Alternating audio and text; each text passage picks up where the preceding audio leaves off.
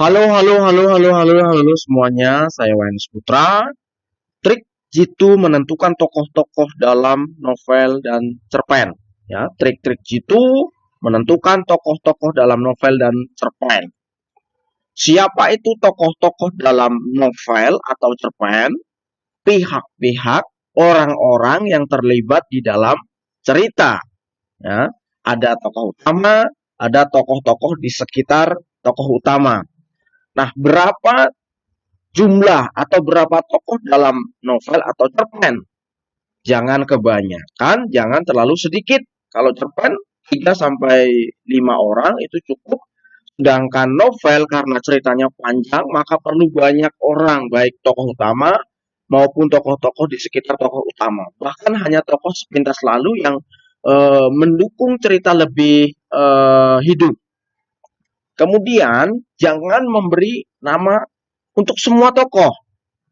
Ini khusus yang sepintas lalu atau hanya menjadi peserta pelengkap untuk membuat cerita lebih hidup. Misalnya tokoh utama naik ojek, ya. Tidak harus kita menulis nama tukang ojeknya. Atau ketika tokoh utama di sebuah kantin, tidak perlu harus mencantumkan nama ibu kantinnya. Jadi jangan semua tokoh yang muncul diberikan nama. Kemudian usahakan nama-nama tokoh itu berbeda, jangan mirip. Misalnya Nina dan Nana itu hampir sama, atau Andi dan Aldi ini hampir sama. Usahakan berbeda, misalnya satunya Andi, satunya Riko, nah ini sudah berbeda. Maka jangan sampai mirip nama dalam cerita novel atau cerpen yang kita buat.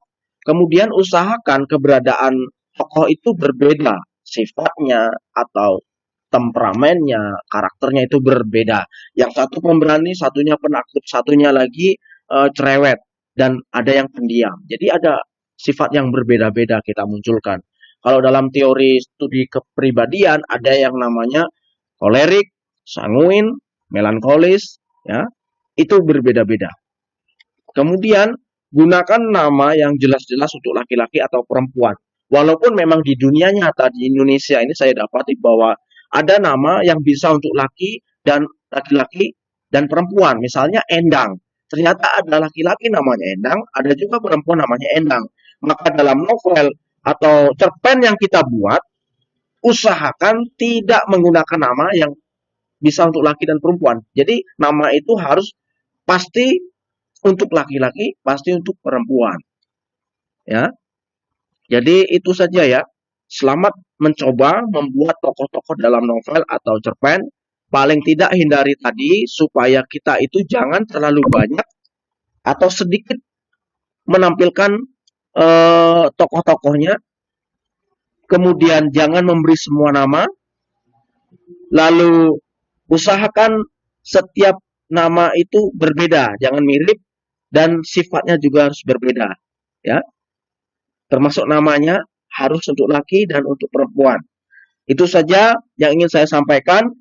Jadi boleh dibilang mudah, dibilang sulit juga boleh, karena memang dalam membuat cerita, menampilkan tokoh jangan terlalu banyak, tapi juga jangan terlalu sedikit. Kita perlu selektif memilih tokoh. Kemudian tokoh yang muncul jangan juga namanya sama, sifatnya sama, ya.